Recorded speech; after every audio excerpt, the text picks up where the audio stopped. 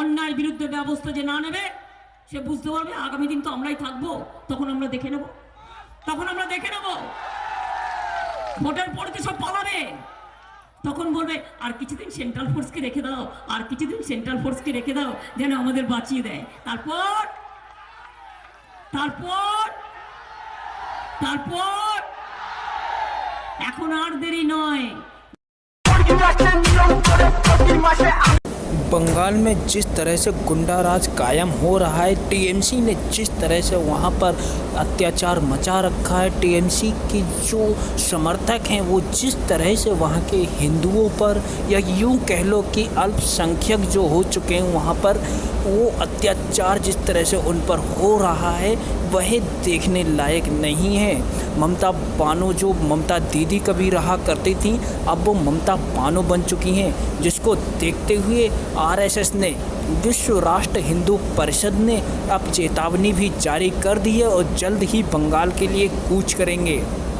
इसके अलावा वहाँ पर एक बहुत बड़ी न्यूज़ निकल के आ रही है कि वहाँ पर हो सकता है कि राष्ट्रपति शासन जल्दी ही लग जाए। जिस तरह से ममता बनर्जी को, जो कि ममता बानो बन चुकी हैं, उन्हें चारों तरफ से घेरा जा रहा है, सभी लोग उनको ट्वीट किए जा रहे हैं। जिस तरह से वहाँ पर इस समय घमासान मचा हुआ है तो लगता है कि वहाँ पर राष्ट्रपति शासन जल्द ही लगने वाला है।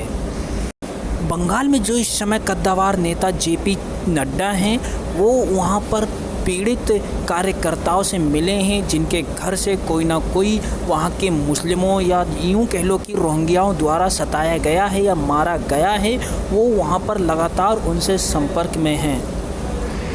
बंगाल में जिन जिन कार्यकर्ताओं ने बीजेपी के अपने घरों पर झंडे लगाए थे, जो जो लोग जुलूस में शामिल हुए थे या जिन जिन लोगों ने बीजेपी को वोट दिया था, उन लोगों को चुन चुन कर उन पर अत्याचार हो रहे हैं, मारा जा रहा है। यहाँ तक कि बंगाल की महिला सशक्तिकरण मोर्चा की जो नेता थी, वहाँ पर जो स्थानीय नेता थी, उनके साथ रात भर सामूहिक दुष्कर्म हुआ और सुबह में उनकी हत्या कर दी गई।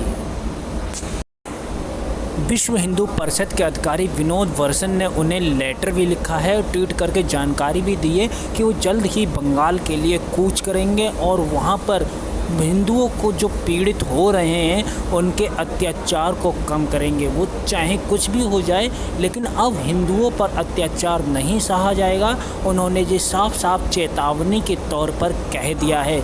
लेकिन अब देखना यह है कि वहाँ पर हो रहे अत्याचार चारों चौतरफा दबाव के बाद कम होंगे भी, या फिर ममता बनर्जी यूँ ही वहाँ पर होने वाले हिंदुओं पर अत्याचार करवाती रहेंगी। जिस तरह से वहाँ के हिंदू लगातार पलायन कर रहे हैं, लगातार वहाँ से जो शिकायतें आ रही हैं वो कम भी होती हैं भविष्य में या नहीं, ये देखने के लिए है कि जिस तरह से वहाँ के हिंदुओं ने बीजेपी को वोट दिया था, वहाँ पे जो 3 सीटें थीं केवल उसको 85 पर लाकर रख दिया था। लेकिन अब क्या प्रधानमंत्री उन हिंदुओं को बचा पाएंगे?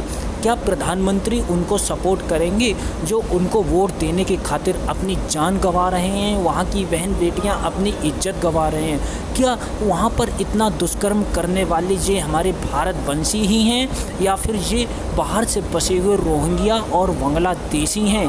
क्या इनकी चेकिंग होगी? क्या इन पर कार्रवाई होगी? ये सब देखने के लिए बनता। अगर वहाँ पर अत्याचार ऐसा ही चलता रहा तो जल्द ही राष्ट्रपति शासन भी लगेगा और इनकी कार्रवाई के तौर पर कागजात भी चेक किए जाएंगे, जैसा कि अभी तक होता आया है।